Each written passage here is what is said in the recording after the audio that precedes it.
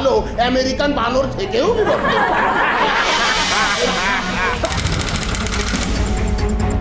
আমাদের প্রত্যেকেরই ভিন্ন চিন্তা করবার অধিকার রয়েছে।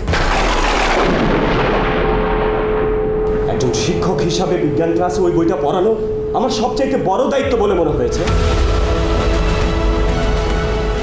আমাদের সবার ভিতর থেকে ঈশ্বরের প্রতি বিশ্বাস, আমাদের পবিত্র ধর্মগ্রন্থের পবিত্র বাণীর প্রতি বিশ্বাস নষ্ট করে দিতে চাচ্ছে। কোর্ট আপনাকে পাবলিক অ্যাক্ট ভলিউম 37 স্ট্যাটিউট 3142 আসামি সাব্যস্ত